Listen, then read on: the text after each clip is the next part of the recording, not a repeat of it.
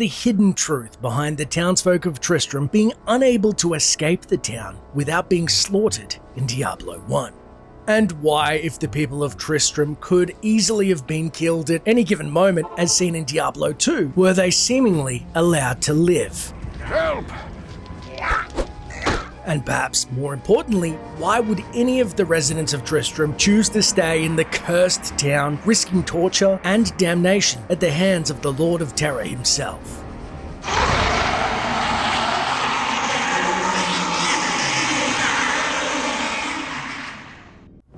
Although the sleepy hamlet of Tristram, at least to the player, is a place of respite from the horrors beneath the cathedral, we know due to dialogue that the residents, not even the children, were safe during the Lord of Terror's occupation. No, you can't make me go back there.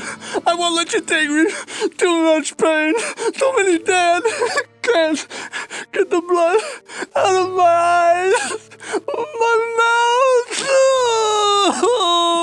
And when first playing the game, I remember wondering, why don't the people just leave? Well, there is a reason for that, which is hinted at throughout the game and its cut content, and while I will further explore just how the town was effectively quarantined by the forces of hell, as we hear whispers of the rumoured murders in the countryside peppered throughout the dialogue, let's first look at the individual residents' motives for staying. First off is Jillian the barmaid, bound to the town by her ailing grandmother, who is unable to travel.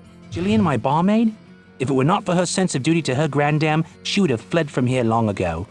Goodness knows I begged her to leave, telling her that I would watch after the old woman, but she is too sweet and caring to have done so. Wirt, the peg-legged boy himself, despite his injuries, stays in town due to being sweet on the barmaid Jillian. I were a few years older, I would shower her with whatever riches I could muster. And let me assure you, I could get my hands on some very nice stuff. Jillian is a beautiful girl who should get out of Tristram as soon as it is safe. Maybe I'll take her with me when I go. Wirt does seem to want to whisk Jillian away, mentioning as soon as it's safe. However, some residents like Adria mysteriously chose to travel to Tristram, much like the band of adventurers that attempted to liberate the town. The witch, Adria, is an anomaly here in Tristram. She arrived shortly after the cathedral was desecrated, while most everyone else was fleeing. She had a small hut constructed at the edge of town, seemingly overnight, and has access to many strange and arcane artifacts and tomes of knowledge that even I have never seen before. Moving on is Farnham the Drunk, who effectively is self-medicating due to his time in the labyrinth and encounter with the beast known as the Butcher. Poor Farnham. He is a disquieting reminder of the doomed assembly that entered into the cathedral with Lazarus on that dark day. He escaped with his life, but his courage and much of his sanity were left in some dark pit. He finds comfort only at the bottom of his tankard nowadays, but there are occasional bits of truth buried within his constant ramblings. Responsible for much of the healing of the weak and infirmed in town is Pepin the Healer, who, according to the townsfolk, is dedicated to his duties at the risk of his own well-being. A good man who puts the needs of others above his own. You won't find anyone left in Tristram, or anyone else for that matter, who has a bad thing to say about the healer. And of course, there's Deckard Cain, the mysterious town scholar, who later reveals his true identity and purpose during the final quests of the game. Perhaps the time has come to reveal who I am. My true name is Deckard Cain the Elder, and I am the last descendant of an ancient brotherhood that was dedicated to safeguarding the secrets of a timeless evil, an evil that quite obviously has now been released. We also have Ogden the Innkeeper, also not a fighter, but is rumored to be A, afraid of the murders in the countryside, according to Pepin. I really don't understand why Ogden stays here in Tristram.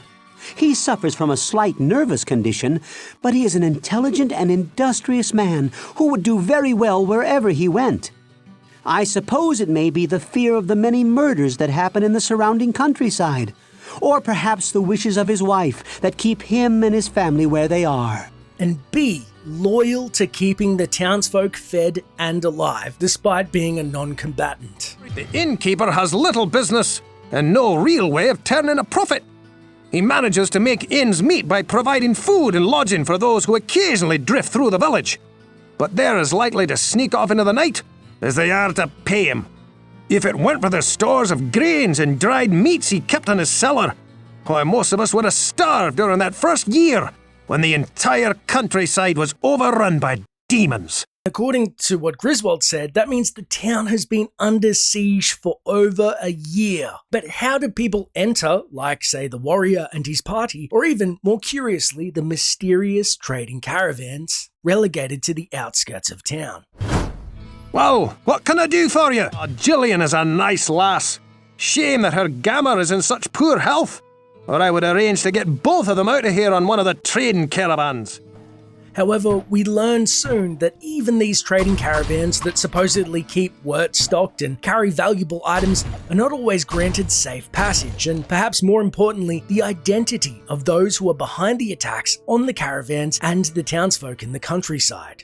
This must be what Griswold wanted. The quest to Magic Rock further imparts clarity on the subject, as Griswold says. Stay for a moment. I have a story you might find interesting. A caravan that was bound for the Eastern Kingdoms passed through here some time ago. It was supposedly carrying a piece of the heavens that had fallen to earth. The caravan was ambushed by cloaked riders just north of here along the roadway. I searched the wreckage for this sky rock, but it was nowhere to be found. If you should find it, I believe that I can fashion something useful from it.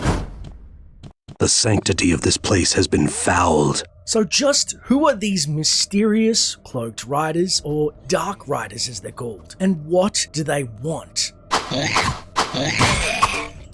Well, it's at the beginning of the game that Ogden reveals the destruction they've wrought, confiding, Thank goodness you returned. Much has changed since you lived here, my friend. All was peaceful until the Dark Riders came and destroyed our village.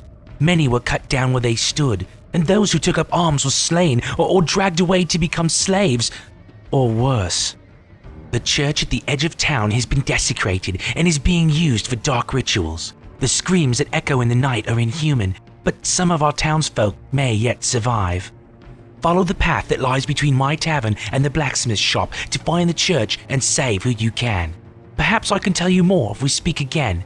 Good luck. And although we find out the identities of other demons that have raided the town, such as the Fallen Ones who grabbed the children and were also responsible for stealing Ogden's sign. Hey, you that one that kill all. You get me magic banner or we attack. You no live with life. It is never officially revealed which race of demons that, or if they were in fact demons and not men, that were the Cloaked Riders, almost as if to conjure an air of mystery. However, we learn in the novel the Order that Deckard Cain's wife and son had been slain by the same Dark Riders some odd 32 years prior to the events of Diablo 1. During the book's events, Belial tries to convince Cain that it was actually Khazra, but Cain sees through his deceit. And why would goat men with their cloven hooves ride horses? Now, the area of Tristram has been long corrupted by the influence of Diablo before the first game's events, seeping out of the Soulstone and into the surrounding area. So the riders mentioned could have been simply bandits, or even adherents to a dark cult that persisted in the area, which we also know the Coven had been active for a long time, as it had been moving since well before Adria's coming to Tristram during the Darkening in 1265. Similar to what we see of the Cult of Personality due to Lilith's presence in Diablo 4. However, the Order was published post-Diablo 1, so for all intents and purposes, the race of the Cloaked or Dark Riders is still unknown. And I personally envision something like the Nazgul of Lord of the Rings, hunting down those which their Dark Master bids dead. But then remains a further question. Why not just slaughter the entire town from the beginning? The biggest clue that we have may lie in the cut character, more fully voiced and written in the game's files, named the Priest Tremaine. All I can do now is pray for us all. Tremaine was originally intended to be a priest that was able to travel in and out of Tristram during the events of Diablo 1, something that Cain directly addresses, saying, Tremaine is an occasional visitor to our town and seems to have little problem coming and going.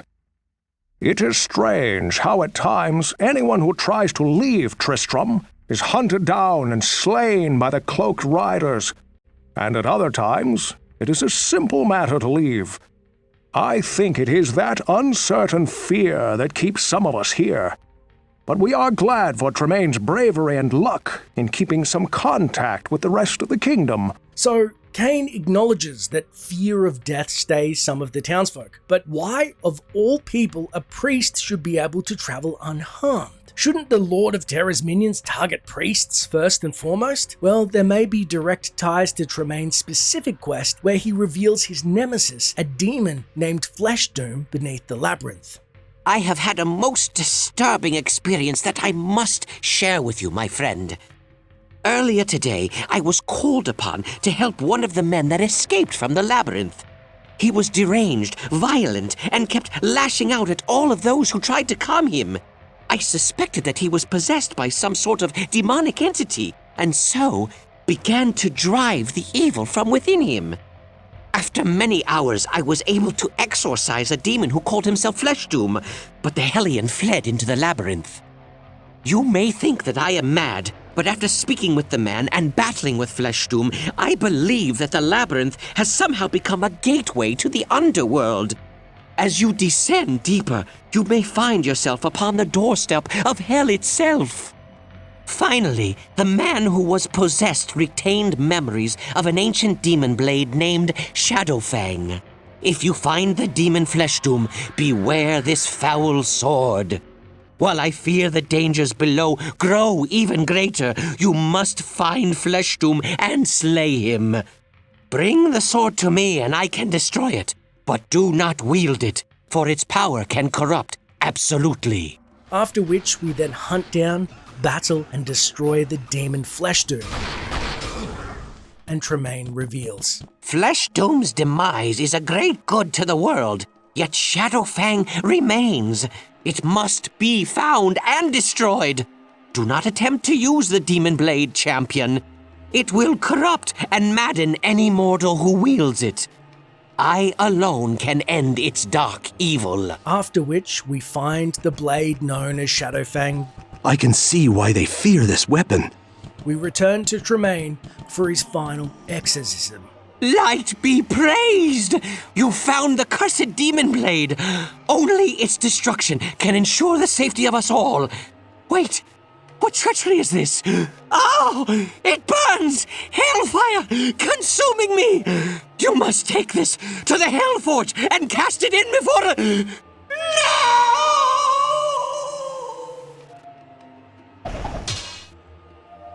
Tremaine, eviscerated by the blade, explodes in a fantastic display of gore that nobody could have seen coming. His Holiness is a wondrous man of great knowledge and understanding. He has shown me many cures for rare and deadly diseases. He brings me books and reagents for my work whenever he can, but I fear that he may someday take on some task that is too great even for him. Talk about foreshadowing, Pep. But it does beg the question, was this a part of the plan of the forces of hell themselves to allow Tremaine to believe he could go in and out of town unharmed, patiently waiting for his soul to be trapped into hells due to his entanglement with the demon Fleshdoom? If so, how many other townsfolk are demon fodder, unable to see the dagger that hangs above their heads? This blade must be destroyed. I saw the exorcism. It was incredible how Tremaine drove the evil spirit from that man's racked and tortured body. I pray that something that horrific never happens to anyone here ever again. Well, it stands to reason that the darkening of Tristram and the events that transpired were machinations of the Lord of Terror himself, which then begs the question, why did he wipe out most of the town inhabitants and leave just a paltry few to remain enclosed in the township's confines? Well, let's look at the events. 1. Diablo corrupts and enlists Lazarus, the archbishop, who then in turn tries to corrupt Leoric as a host for Diablo himself. The king instead goes mad and is killed by his own men. He then curses his knights to serve his new dark master for all eternity. Number 3.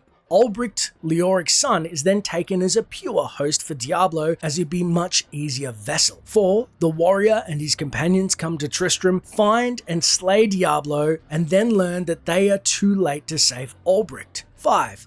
After defeating Diablo, the warrior then takes his soulstone and shoves it in his head and becomes the new Lord of Terror in his attempt to contain him.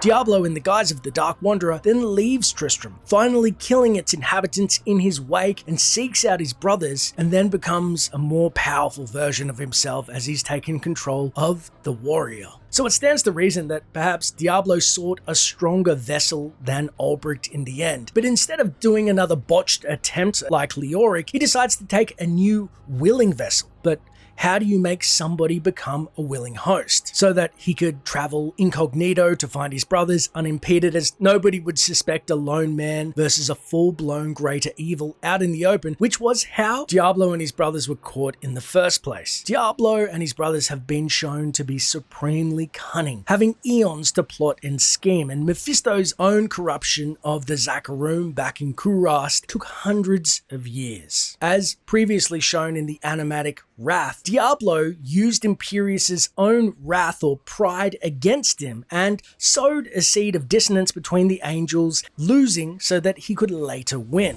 So much for your unity.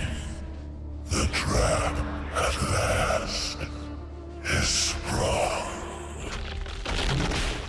Fast forward to Diablo 1, and what would be the best way to make someone a willing vessel, especially if they were powerful? Well, let them win, but not too easily. The warrior's downfall in the end seemed to be his own self-assurity and duty. He willingly took the soul stone in his own head, believing that he could, like no other mortal has, contain pure evil for just one more day. And perhaps that's why Diablo and his Dark Riders left just enough villagers in the town, enough to aid the warrior, yet not too many that it seemed easy, enough demons to test the warrior, but not enough to fell him, or make him believe it was impossible to contain the Lord of Terror. Again, this is just a theory, but it would be a masterstroke of genius, fit for a prime evil. Many moons have passed since I left the town of Tristram behind me. Since then, I've tried to forget the terrors I beheld beneath the cold earth, and the twisted nightmares that have haunted my every waking moment. There's something dark within me now. I can feel it, driving me towards the east, assuring me that my salvation lies within the ruins of ancient kingdoms. Though I know the way, I know not what perils will arise to hinder my journey. And as I pass through the first gate, I know that the better part of my soul will remain behind.